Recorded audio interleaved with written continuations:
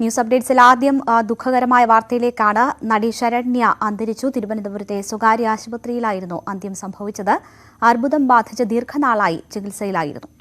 വിവരങ്ങളുമായി T G Sajith ചേരുകയാണ്. സജിത്ത്, സംസ്ഥാനത്തിന്റെ ഒരു പ്രതീകമായിരുന്നു, ക്യാൻസറിനോട് പടവെട്ടുന്ന ഒരു പ്രതീകമായിരുന്നു ശരണ്യ. നിരവധി തവണ രോഗം പിടിപെടുകയും പിന്നീട് ശക്തമായ തിരിച്ചുവരവ് നടത്തുകയും ചെയ്തതാണ്. എന്താണ് സംഭവിച്ചത്? എപ്പോഴായിരുന്നു അന്ത്യം? വിവരങ്ങൾ എന്താണ്? രേണുക സൂചിപ്പിച്ച പോലെ തന്നെ ശരണ്യ ക്യാൻസർ രോഗം ഭേദമായി എന്ന് കരുതി ഇരിക്കുമ്പോഴാണ് വീണ്ടും രണ്ടാമതും അവർക്ക് രോഗബാധ ഉണ്ടാവുകയും രോഗാവസ്ഥ മൂർച്ഛിക്കുകയും ചെയ്ത് തിരുവനന്തപുരത്തെ സ്വകാര്യ ആശുപത്രിയിലായിരുന്നു അന്ത്യം. കോവിഡും ഇതിനിടയിൽ ബാധിച്ചു, ന്യൂമോണിയയും ബാധിച്ചതോടെ നില വളരെ വഷളാവുകയായിരുന്നു. ചാക്കോ രണ്ടാമൻ എന്ന ചിത്രത്തിലൂടെയാണ് ശരണ്യ അഭിനയ രംഗത്തെത്തിയത്. പിന്നീട് മറ്റു ചില സിനിമകളിലും സീരിയലുകളുമൊക്കെയായി വളരെ സജീവമായിരുന്നു ശരണ്യ. ശരണ്യയ്ക്ക് വേണ്ടി സിനിമാ രംഗത്തും മറ്റ് സാമൂഹ്യ രംഗത്തുമുള്ള നിരവധി പേരുടെ സഹായം ഉണ്ടാവുകയും സോഷ്യൽ മീഡിയയിൽ അടക്കം വലിയ തരത്തിലുള്ള പ്രചരണം നടന്ന് അവർക്ക് വേണ്ടി ശസ്ത്രക്രിയയ്ക്ക് വേണ്ടി പണം എത്തുകയും പിന്നീട് ചികിത്സയ്ക്ക് വലിയ സഹായങ്ങൾ ഉണ്ടാവുകയൊക്കെ ചെയ്തതാണ്. രോഗാവസ്ഥയിൽ നിന്നും അവർ തിരിച്ചു വരുന്നു എന്ന് തോന്നിച്ചതിന് ശേഷമാണ് വീണ്ടും രോഗം മൂർച്ഛിച്ച് ഈ ഒരു അവസ്ഥ ഉണ്ടാകുന്നത്. ഇന്ന് ഉച്ചയോടുകൂടിയാണ് അന്ത്യം തിരുവനന്തപുരത്തെ സ്വകാര്യ ആശുപത്രിയിൽ സംഭവിക്കുന്നത്.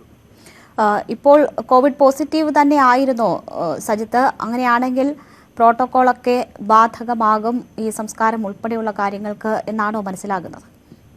തീർച്ചയായും പ്രോട്ടോകോൾ ബാധിക്കും. കോവിഡ് പ്രോട്ടോകോൾ തീർച്ചയായും ബാധിക്കുമെന്നാണ് അറിയാൻ കഴിയുന്നത്. എന്തായാലും ഇതിന്റെ മറ്റു വിശദാംശങ്ങൾ ലഭ്യമാവേണ്ടതുണ്ട്. പെട്ടെന്ന് ഇവർക്ക് രോഗം മൂർച്ഛിക്കുകയായിരുന്നു. കോവിഡും ന്യൂമോണിയയും അവസാന ഘട്ടങ്ങളിൽ വലിയ തോതിൽ അവരെ അലട്ടിയിരുന്നു. ഇതാണ് പെട്ടെന്ന് മരണകാരണമായത് എന്നാണ് മനസ്സിലാക്കുന്നത്. ഇപ്പോൾ മൃതദേഹം ഈ സ്വകാര്യ ആശുപത്രിയിൽ തന്നെയാണോ ഉള്ളത്? എപ്പോഴേക്ക് മറ്റ് നടപടിക്രമങ്ങൾ പൂർത്തിയാകും? സ്വകാര്യ ആശുപത്രിയിൽ തന്നെയാണ് മൃതദേഹം ഉള്ളത്. ഉടൻ തന്നെ മറ്റ് നടപടിക്രമങ്ങളിലേക്ക് കടക്കുമെന്നാണ് മനസ്സിലാക്കുന്നത്. സിനിമാ മേഖലയിലുള്ള നിരവധി പേർ അങ്ങോട്ടേക്ക് എത്തിക്കൊണ്ടിരിക്കുന്നു. മറ്റു പ്രതികരണങ്ങൾ ലഭ്യമാവേണ്ടതുണ്ട്. എന്തായാലും വലിയൊരു നഷ്ടമാണ് ഉണ്ടാവുന്നത്. കാരണം കോവിഡിനെതിരായ പോരാട്ടത്തിന്റെ ക്യാൻസർ രോഗത്തിനെതിരായ പോരാട്ടത്തിന്റെ ഒരു പ്രതീകമായി ശരണ്യ മാറുകയും അത് ആ തരത്തിൽ വലിയ പ്രചരണങ്ങളൊക്കെ സോഷ്യൽ മീഡിയയിൽ അടക്കം നടന്നതാണ്. നിരവധി പേരുടെ സഹായമുണ്ടായി.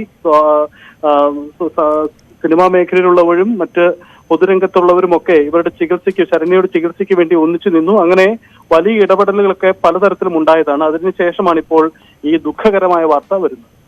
ശരി, തുടരുക സജിത്ത്. ഇപ്പോൾ ന്യൂസ് ഡെസ്കിൽ നിന്ന് ധന്യ വിശ്വം കൂടി ചേരുകയാണ്. ധന്യ, ശരണ്യ എന്ന അഭിനേത്രിയെ എല്ലാവർക്കും അറിയാം, പക്ഷേ അതിൽ കൂടുതൽ ആളുകൾക്ക് പരിചയം ക്യാൻസർ എന്ന മഹാരോഗത്തെ അതിനോട് പോരാടി അതിജീവിച്ച് വന്ന് എല്ലാവർക്കും മാതൃക ആയ അതിൻ്റെ ഒരു മുഖമായ ക്യാൻസർ അതിജീവനത്തിൻ്റെ ഒരു മുഖമായാണ് എല്ലാവർക്കും സോഷ്യൽ മീഡിയയിലൊക്കെയും കൂടുതൽ പരിചയം ശരണ്യ. അങ്ങനെയാണ് ഇപ്പോൾ ശരണ്യ പോരാട്ടമൊക്കെ അവസാനിപ്പിച്ച് മടങ്ങുകയാണ്.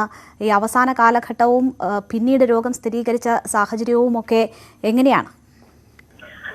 രേണുക സൂചിപ്പിച്ചതുപോലെ വളരെ ദുഃഖകരമായ ഒരു അവസ്ഥയിലേക്ക് അവർ പോയിരുന്നു. കാരണം ആദ്യത്തെ പോരാട്ടത്തിൽ അർബുദത്തെ അതിജീവിച്ചെങ്കിലും പിന്നീട് ട്യൂമർ വന്നു. ട്യൂമറിന്റെ കൂടെ തന്നെ കോവിഡ് രോഗം വന്നതോടെയാണ് ഈ ആശുപത്രിയിലേക്കൊക്കെ മാറ്റിയിരുന്നത്. ആ സമയത്ത് ഇവരുടെ പൂർണ്ണ സംരക്ഷണം ഏറ്റെടുത്തുകൊണ്ട് സീമാജി നായരായിരുന്നു എല്ലാ കാര്യങ്ങളും ചെയ്തുകൊണ്ടിരുന്നത്. അവരെ ആശുപത്രിയിലേക്ക് മാറ്റി സീമ തന്നെയാണ് ഈ കാര്യങ്ങളൊക്കെ അറിയിച്ചിരുന്നതും പുറത്ത് ആളുകളോട്. അങ്ങനെ വീണ്ടും ട്യൂമർ വന്ന ആ സമയത്ത് കീമോ തുടങ്ങാനിരിക്കുന്ന സമയത്താണ് കോവിഡ് ബാധിക്കുന്നത്. അതുകൊണ്ട് തന്നെ വളരെ സീരിയസ് ആയിട്ടുള്ള അവസ്ഥയിലേക്ക് മാറുകയായിരുന്നു ശരണ്യയുടെ അപ്പോഴത്തെ ആരോഗ്യസ്ഥിതി. പിന്നീട് എന്താണ് എന്നൊന്നും അറിഞ്ഞിരുന്നില്ല. ആശുപത്രിയിൽ നിന്നുള്ള വിവരങ്ങളൊന്നും ലഭ്യമായിരുന്നില്ല.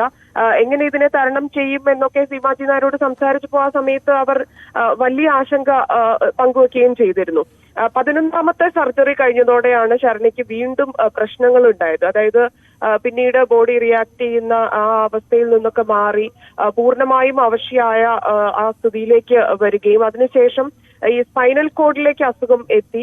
പെട്ടെന്നൊരു സർജറി നടത്താൻ ആ സമയത്ത് സാഹചര്യം ഉണ്ടായിരുന്നില്ല. ഡോക്ടർമാർ അങ്ങനെ ഒരു സർജറി ഇപ്പൊ പറ്റില്ല എന്നൊക്കെ പറഞ്ഞിരുന്നു. കൂടെ ഈ കോവിഡും ഉള്ളതുകൊണ്ട് വളരെ മോശമായിട്ടുള്ള അവസ്ഥയായിരുന്നു ആശുപത്രിയിലും. അങ്ങനെയാണ് RCCയിലേക്ക് കൊണ്ടുവരികയും അവിടെ ബാക്കിയുള്ള ചികിത്സ അവിടെ തുടരാം എന്നുള്ള തീരുമാനത്തിലേക്ക് ഇവരെത്തുകയും ചെയ്യുന്നു. അതിനുശേഷം അടുത്ത മാസം കീമോ ഒക്കെ തുടങ്ങാനിരിക്കുമ്പോഴാണ് ശരണ്യയുടെ അമ്മയ്ക്കൊക്കെ കോവിഡ് വന്നു. അങ്ങനെ കൂടെ നിൽക്കാൻ ആളില്ല എന്നൊക്കെയുള്ള വലിയ പ്രശ്നങ്ങൾ ഉണ്ടായിരുന്നു. ആശുപത്രി അധികൃതർ കൂടുതലായിട്ട് ശ്രദ്ധയൊക്കെ കൊടുത്തിരുന്നെങ്കിൽ പോലും പക്ഷെ വലിയൊരു ഹോപ്പ് ആ സമയത്തും ഉണ്ടായിരുന്നില്ല എന്നാണ് അറിയുന്നത്. സീമ തന്നെ പറഞ്ഞിരിക്കുന്ന വാക്കുകൾ അനുസരിച്ച് ശരണ്യയുടെ കേസിൽ ആശുപത്രി മാറ്റിയിട്ടും ഇല്ലെങ്കിൽ കോവിഡ് വന്നതൊക്കെ വലിയ തിരിച്ചടിയായി എന്നൊക്കെയായിരുന്നു സംസാരിച്ചപ്പോൾ നമുക്ക് അറിയാൻ സാധിച്ചിരുന്നത്. രേണുക, ശരി, തുടരുക ധന്യ. ഇപ്പോൾ നടൻ കിഷോർ സത്യ നമുക്കൊപ്പം ചേരുകയാണ് ടെലിഫോൺ ലൈനിൽ. ശ്രീ കിഷോർ, ദുഃഖകരമായ വാർത്തയാണ്.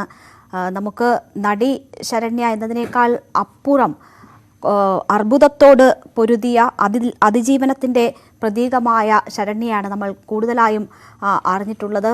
അങ്ങനെയുള്ള ഒരു ശക്തയായ അതിനോട് പൊരുതിയ യുവതിയായിരുന്നു. ഒടുക്കം വേദനകളില്ലാത്ത ലോകത്തേക്ക് മടങ്ങുകയാണ്. എന്താണ് ഈ അവസ്ഥ? വലിയ ദുഃഖകരമായ അവസ്ഥയാണെന്ന് അറിയാം, എങ്കിലും എങ്ങനെയാണ് ഓർക്കുന്നത്? വലിയ ദുഃഖകരമായ വാർത്ത തന്നെയാണ്. കാരണം ഞാനിപ്പോൾ ഈ വാർത്ത അറിഞ്ഞതേ ഉള്ളൂ. കാരണം ഞാൻ കുറച്ച് ഈ ഫോൺ റേഞ്ച് ഒക്കെ കുറവുള്ളൊരു സ്ഥലത്തായിരുന്നു. ഞാൻ തന്നെ അറിഞ്ഞിട്ടൊരു ഏതാണ്ട് ഒരു 10-25 മിനിറ്റ് ആയതേ ഉള്ളൂ. അതിന്റെ കൂടുതൽ വിവരങ്ങൾ അറിയാൻ വേണ്ടി സീമാജി നായരുമായിട്ട് ഫോണിൽ കോണ്ടാക്ട് ചെയ്യാൻ ശ്രമിച്ചതും സീമയെ കിട്ടുന്നില്ല. അതുകൊണ്ട് എനിക്ക് ബാക്കി ഡീറ്റെയിൽസ് അറിയത്തില്ല. പക്ഷെ ഈ പറഞ്ഞ വളരെ സങ്കടകരമായ ഒരു വാർത്തയാണ്. അല്ലെങ്കിൽ വളരെ സങ്കടകരമായ ഒരു വലിയ കാലത്തിലൂടെ ആയിരുന്നു ശരണ്യ സഞ്ചരിച്ചുകൊണ്ടിരുന്നത്. അതിൽ ശരണ്യയുടെ ഒപ്പം സീമാജി നായരും അതുപോലെ മറ്റ് സഹപ്രവർത്തകരും പൊതുസമൂഹവും ഒക്കെ കൂടെ നിന്ന ഈ ശരണ്യയുടെ ഈ പോരാട്ടത്തിൽ, ഈ രോഗത്തോടുള്ള പോരാട്ടത്തില് വലിയൊരു സീമയുടെ നേതൃത്വത്തിൽ ഉള്ള ഒരു വലിയ വിഭാഗം അതിന്റെ കൂടെ നിന്നും പൊതുസമൂഹം കൂടെ നിന്നു.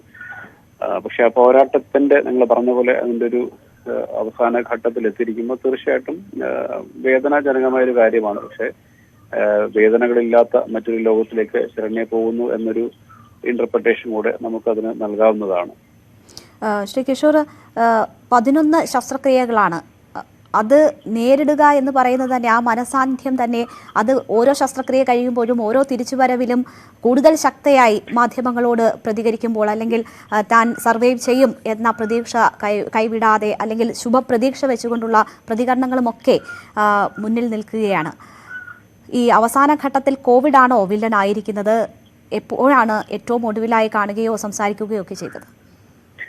ഇല്ല, ഞാൻ വളരെ കൃത്യമായിട്ട് കാര്യങ്ങൾ അപ്ഡേറ്റ് ചെയ്യുന്നത് സീമാജി നായർ വഴിയായിട്ടാണ്. കാരണം നമ്മൾ ഈ 1.5 വർഷമായിട്ട് നമുക്ക് എങ്ങോട്ടും എവിടെയും പോകാനോ കാണാനോ പറ്റാത്തൊരു സാഹചര്യത്തിൽ കൂടെയാണല്ലോ നമ്മൾ പൊയ്ക്കൊണ്ടിരിക്കുന്നത്. അപ്പൊ ഏറ്റവും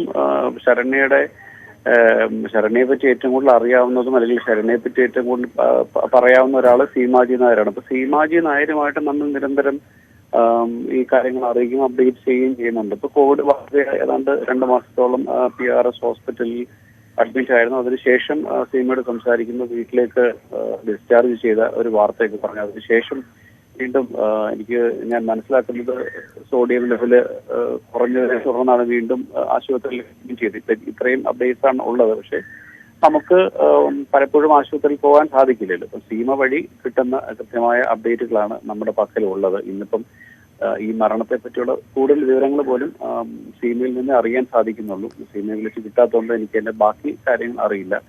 ശരി, എന്തായാലും ഞങ്ങളും ട്രൈ ചെയ്യുന്നുണ്ട്. ഇപ്പോൾ സ്വന്തം മകളെ പോലെ കണ്ട് അങ്ങനെ ശരണ്യയ്ക്കൊപ്പം നിന്ന വ്യക്തിയാണ്. അതുകൊണ്ട് തന്നെ എപ്പോൾ മാധ്യമങ്ങളോടോ മറ്റോ പ്രതികരിക്കാനുള്ള ശേഷി അല്ലെങ്കിൽ അതിനുള്ള സാന്നിധ്യം അവർക്ക് ലഭിക്കുമെന്ന് അറിയില്ല. എന്തായാലും നമ്മളും ട്രൈ ചെയ്യുന്നുണ്ട്. വളരെ നന്ദി ശ്രീ കിഷോർ, ഞങ്ങളോട് ഈ അവസരത്തിൽ സഹകരിച്ചതിന്.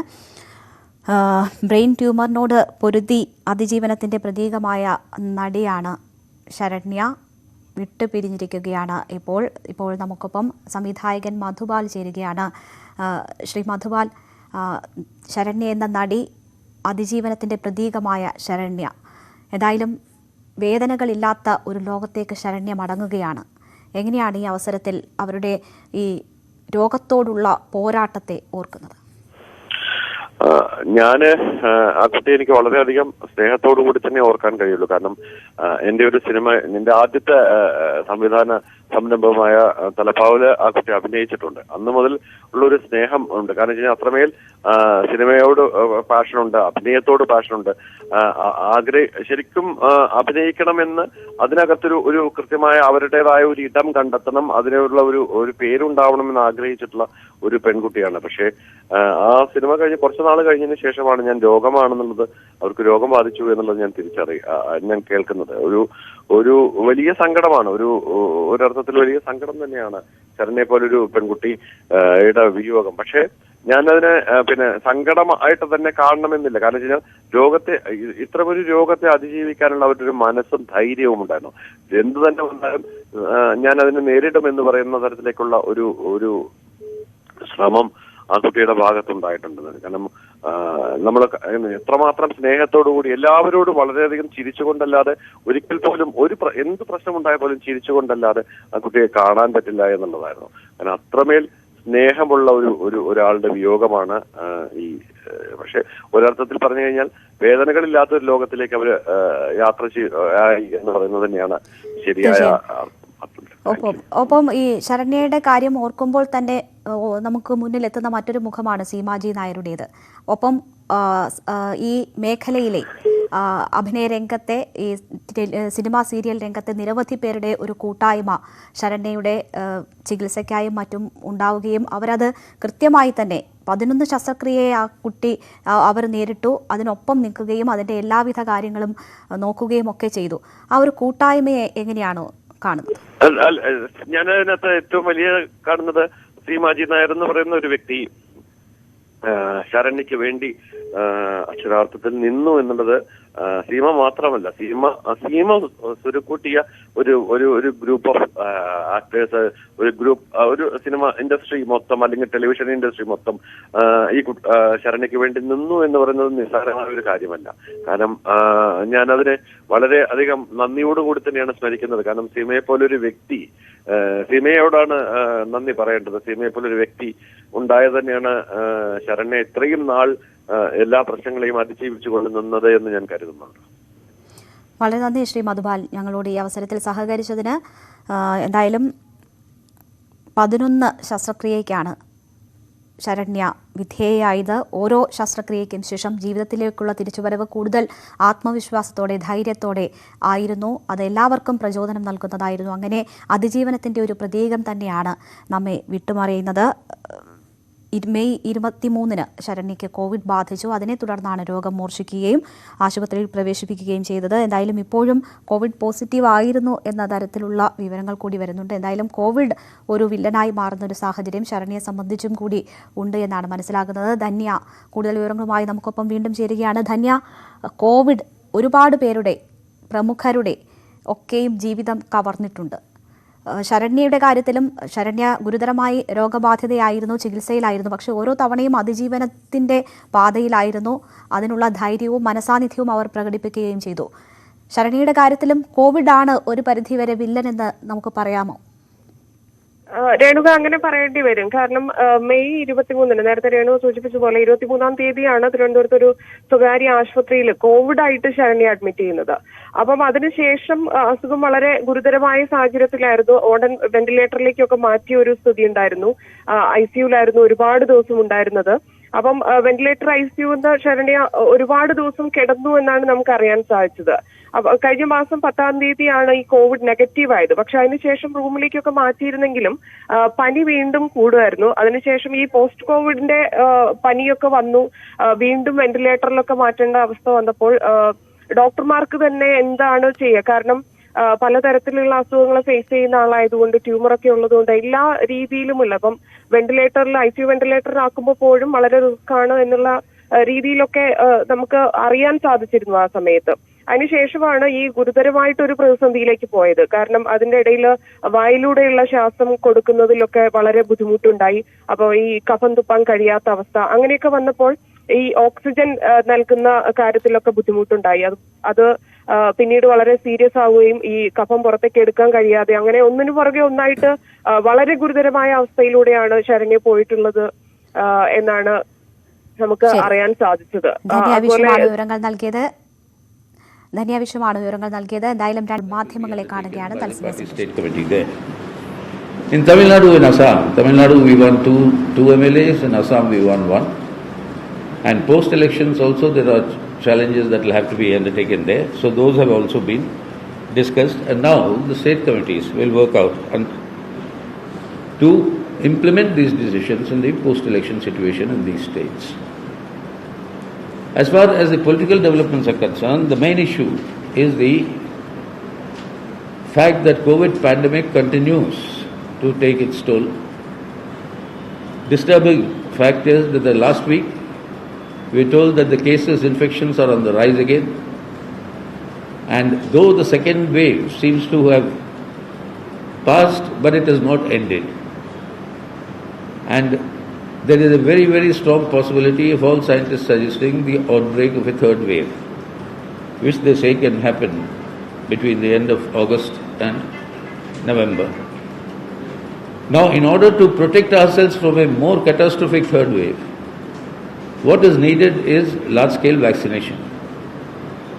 The government, in an affidavit, told the Supreme Court that by the end of the year, the entire adult population will be fully vaccinated. But as of today, only 11.3% of our adult population has got both the doses. I hope all of you have got both the doses. All of you have got both the doses. And 40%, including this 11.3, are the ones who got a single dose. At this rate, if we have to meet the target, year-end target, we are required to vaccinate at the rate of 1 crore vaccinations every day till that day. There are no vaccines in supply. Every state is complaining of shortages. So what is required for the central government is immediately procure vaccines globally. Immediately. And then intensify the vaccination drive. Door to door, if necessary, allow the states to do it, whoever is willing to do it, and stop fudging data in order to deny ourselves the truth. That is going to be more dangerous. Unless you know the exact truth, we don't know how to handle it properly. This obfuscation of data that is being done is self-defeating.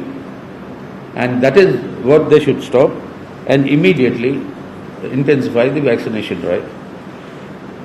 And this COVID mismanagement that is going on, creating problems and miseries for the people, it comes on top of the virtual destruction of the Indian economy. Unemployment is galloping, and along with unemployment, poverty levels have risen very, very sharply. All global agencies have in their indices.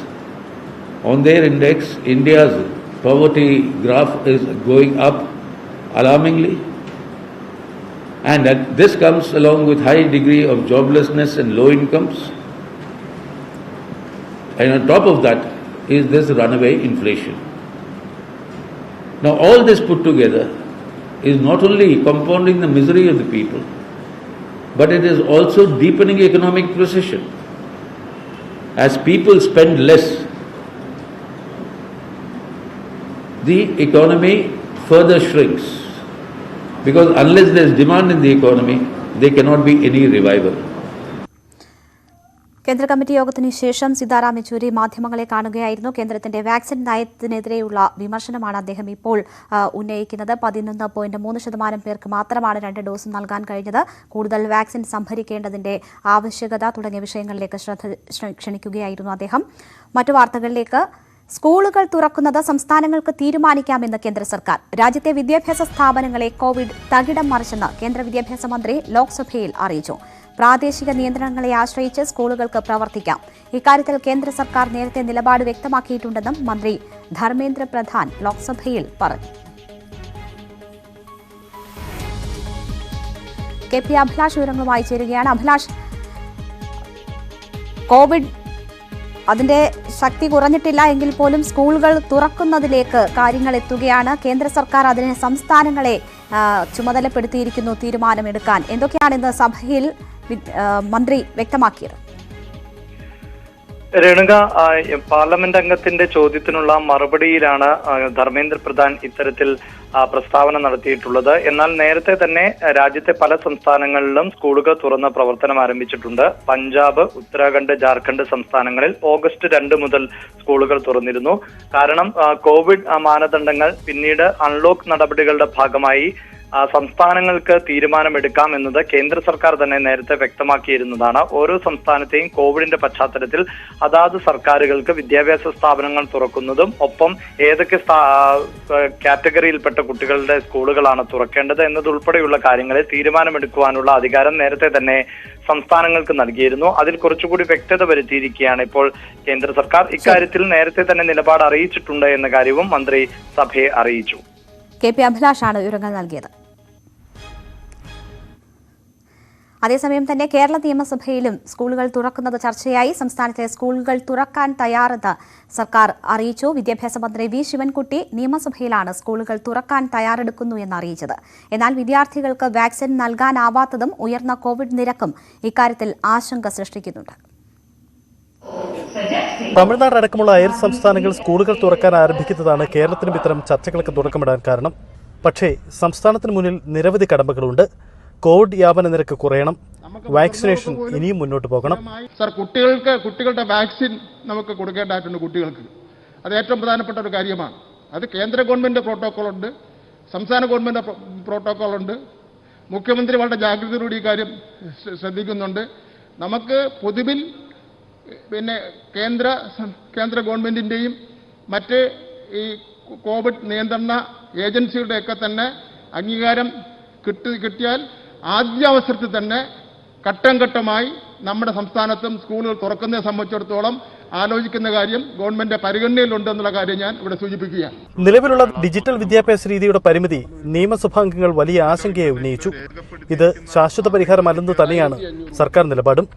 Digital ഉപകരണങ്ങളുമായി നിരന്തരം ഇടപെടുന്നത് മൂലം കുട്ടികളിൽ ആരോഗ്യ മാനസിക പ്രശ്നങ്ങൾ കണ്ടു തുടങ്ങി. 36% പേർക്ക് കഴിഞ്ഞ കഴുത്തുവേദന. സാർ, അത് നമുക്ക് തന്നെ ഉണ്ടാവും. ഇവിടെ കുറച്ചു നേരം ഇവിടെ നോക്കിക്കൊണ്ടിരുന്നാൽ കഴുത്തിൽ വേദന നമുക്ക് തന്നെ ഉണ്ടാവും. അതുപോലെ തന്നെ ഈ കണ്ണിന് ചെറിയ ഒരു മങ്ങിയ കാഴ്ചയുടെ പ്രശ്നം ഏതാണ്ട് 15% കുട്ടികൾ കാണുകയാണ്. ഡിജിറ്റൽ ഉപകരണങ്ങളിൽ ഒളിഞ്ഞിരിക്കുന്ന ചതിക്കുഴിയാണ് ഓൺലൈൻ വിദ്യാഭ്യാസ രീതി നേരിടുന്ന മറ്റൊരു വെല്ലുവിളി. അടുത്ത മാസം മുതൽ സ്കൂളുകളിൽ രക്ഷിതാക്കൾക്ക് ഇത് സംബന്ധിച്ച് പ്രത്യേക ക്ലാസ് നൽകുന്നത് പരിഗണനയിലാണെന്നും മന്ത്രി അറിയിച്ചു. അയൽ സംസ്ഥാനങ്ങൾ സ്കൂളുകൾ തുറക്കാൻ ആരംഭിക്കുന്നതാണ് കേരളത്തിലും ഇത്തരം ചർച്ചകൾക്ക് തുടക്കമിടുന്നതിന് കാരണം. പക്ഷേ സംസ്ഥാനത്ത് രോഗവ്യാപന നിരക്ക് ഇത്രയധികം ഉയർന്നു നിൽക്കുന്ന സാഹചര്യത്തിൽ ഇതത്ര എളുപ്പമാവില്ലെന്നാണ് ആരോഗ്യ വിദഗ്ധർ നൽകുന്ന സൂചന. തിരുവനന്തപുരത്ത് നിന്നും TG സജിത്, ന്യൂസ് 18. തിരുവനന്തപുരം വഞ്ചിയൂർ കോടതി വളപ്പിൽ അഭിഭാഷകർ മാധ്യമപ്രവർത്തകനെ കയ്യേറ്റം ചെയ്തു. സിറാജ് ദിനപത്രത്തിന്റെ ഫോട്ടോഗ്രാഫറെയാണ് കയ്യേറ്റം ചെയ്തത്. മൊബൈൽ ഫോണും പിടിച്ചുവാങ്ങി. KM ബഷീറിനെ കാറിടിച്ചു കൊലപ്പെടുത്തിയ കേസിലെ പ്രതികളായ ശ്രീറാമും വഫയുടെയും ദൃശ്യങ്ങൾ പകർത്തിയതിനാണ് കയ്യേറ്റം ചെയ്തത്.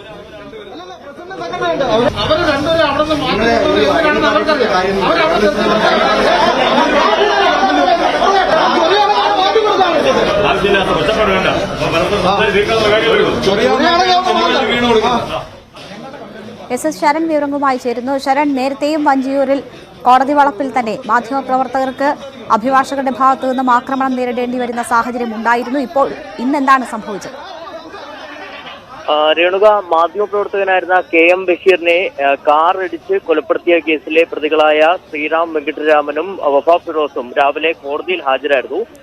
കോടതിയിൽ ഹാജരായ ശേഷം മടങ്ങുന്ന വേളയിലായിരുന്നു സംഭവം. അതായത് സിറാജ് പത്രത്തിന്റെ ഫോട്ടോഗ്രാഫറായ ശിവജി ഇരുവരുടെയും ഫോട്ടോ എടുക്കാൻ ശ്രമിച്ചു. ഇതിനിടയിലാണ് ഇരുവർക്കും ഒപ്പമുണ്ടായിരുന്ന അഭിഭാഷകർ ശിവജിയെ കയ്യേറ്റം ചെയ്തത്. ഒപ്പം തന്നെ ഇദ്ദേഹത്തിന്റെ ഫോൺ പിടിച്ചു വാങ്ങുന്ന സാഹചര്യമുണ്ടായി. ഇതിനുശേഷം ഈ പത്രപ്രവർത്തക യൂണിയൻ ഭാരവാഹികൾ വഞ്ചൂർ പോലീസ് സ്റ്റേഷനിലേക്ക് എത്തി ഈ അതിക്രമം, അതായത് ഈ മാധ്യമപ്രവർത്തകനെ ആക്രമിച്ച അഭിഭാഷകർക്കെതിരെ കേസ് എടുക്കണമെന്ന് ആവശ്യപ്പെട്ടു. എന്നാൽ തുടക്കത്തിൽ കേസ് എടുക്കാൻ കഴിയില്ല എന്ന നിലപാട് ആണ് പോലീസ് സ്വീകരിച്ചിരുന്നത്. ഇതിന് പിന്നാലെ ഈ പോലീസ് സ്റ്റേഷൻ വളപ്പിലെത്തിയ അഭിഭാഷകർ മാധ്യമപ്രവർത്തകർക്ക് നേരെ തട്ടിക്കയറുന്ന സാഹചര്യം ഉണ്ടാവുകയും ചെയ്തു. അതായത് ആക്രോശിച്ചുകൊണ്ട് ഈ മാധ്യമപ്രവർത്തകർക്ക് നേരെ തട്ടിക്കയറുന്ന സാഹചര്യമാണ് ഉണ്ടായിരുന്നത്. ഏതായാലും വലിയൊരു സംഘർഷത്തിലേക്ക് തന്നെ ഈ പോലീസ് സ്റ്റേഷനിലെ സാഹചര്യം നയിക്കുകയും ചെയ്തിരുന്നു. അതിന് പിന്നാലെ പോലീസ് മാധ്യമപ്രവർത്തകരെയും ഇതോടൊപ്പം തന്നെ അഭിഭാഷകരെയും പോലീസ് സ്റ്റേഷൻ വളപ്പിൽ നിന്നും ഒഴിപ്പിക്കുകയും ചെയ്തു. ഏതായാലും സംഭവ വിവാദമായതിനെ തുടർന്ന് ഈ മാധ്യമപ്രവർത്തകനെ ആക്രമിച്ചത് ഫോട്ടോഗ്രാഫറെ ആക്രമിച്ച അഭിഭാഷകർക്കെതിരെ പോലീസ് കേസെടുത്തിട്ടുണ്ട്. SS ശരണാണ് വിവരങ്ങൾ നൽകിയത്. തിരുവനന്തപുരം ശ്രീകാര്യത്ത് ബലിയിടാൻ പോയ വിദ്യാർത്ഥിക്ക് 2000 രൂപ പിഴയിട്ടിട്ട് 500 രൂപയുടെ രസീത് നൽകിയ സംഭവത്തിൽ പോലീസ് ഉദ്യോഗസ്ഥർക്കെതിരെ നടപടി. CPO അരുൺ ശശിയെ കമ്മീഷണർ സസ്പെൻഡ് ചെയ്തു. CIക്കെതിരെ അന്വേഷണത്തിനും ഉത്തരവിട്ടു. സംഭവം വിവാദമായതിനെ തുടർന്നാണ് കമ്മീഷണറുടെ നടപടി. കണ്ണൂർ RTO ഓഫീസിൽ യൂട്യൂബർ സഹോദരന്മാരുടെ നാടകീയ രംഗങ്ങൾ. അങ്ങാടിക്കടവ് സ്വദേശികളായ എബിൻ, ലിബിൻ എന്നിവരാണ് RTO ഓഫീസിൽ എത്തിയത്. പിടിച്ചെടുത്ത വാഹനം വിട്ടുകിട്ടണമെന്നാവശ്യപ്പെട്ടാണ് ഇരുവരും വന്നത്. ഓഫീസിനകത്ത് വെച്ച് പൊട്ടിക്കരഞ്ഞ് ലൈവ് ചെയ്യാൻ തുടങ്ങി. ലിബിനും എബിനുമെതിരെ കണ്ണൂർ ടൗൺ പോലീസ് കേസെടുത്തു.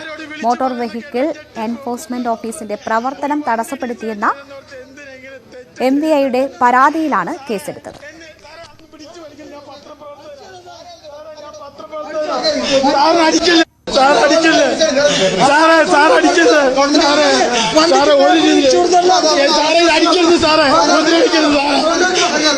എന്തിനാ സാറേ ഇങ്ങനെ ചെയ്യുന്നത്? സാറേ ഞങ്ങളൊരു പത്രപ്രവർത്തനം എങ്ങനെ വലിച്ചോണ്ട് പോകുന്നത്? ഞാനൊരു പത്രപ്രവർത്തനം സാറിനെ തട്ടിപ്പറിക്കുന്നത്. സാറ് ഇതെന്ത് ക്രൂരത സാറ് കാണിക്കുന്നത്? എന്ത് ക്രൂരതയെ കാണിക്കുന്നത്? എന്ത് കഷ്ടമാണ് ഒരു വണ്ടി ഡിസൈൻ ചെയ്തതിന്? സാറേ ഈ വെറുതെ അനാവശ്യമായിട്ട് ഉപദ്രവിക്കല്ലേ സാറേ? സാറേ അടിക്കല്ലേ സാറേ? CK ജാനുവിന്റെ വീട്ടിൽ ക്രൈംബ്രാഞ്ച് പരിശോധന. വയനാട് തിരുനെല്ലി പനവല്ലിയിലെ വീട്ടിലാണ് പരിശോധന നടക്കുന്നത്. ജാനുവിന്റെയും വളർത്തുമകളുടെയും ബന്ധുവിന്റെയും മൊബൈൽ ഫോണുകൾ ക്രൈംബ്രാഞ്ച് സംഘം പിടിച്ചെടുത്തു. ഇപ്പോഴും പരിശോധന തുടരുകയാണ്. തെരഞ്ഞെടുപ്പിൽ മത്സരിക്കുന്നതിന് കോഴ വാങ്ങിയെന്ന ആരോപണം സംബന്ധിച്ച കേസിന്റെ അന്വേഷണത്തിന്റെ ഭാഗമായാണ് റെയ്ഡ്. ന്യൂസ് അപ്ഡേറ്റ്സ് പൂർണ്ണമാവുകയാണ്. കൂടുതൽ വാർത്തകൾക്കും വിശദാംശങ്ങൾക്കും മലയാളം.news18.com സന്ദർശിക്കുക.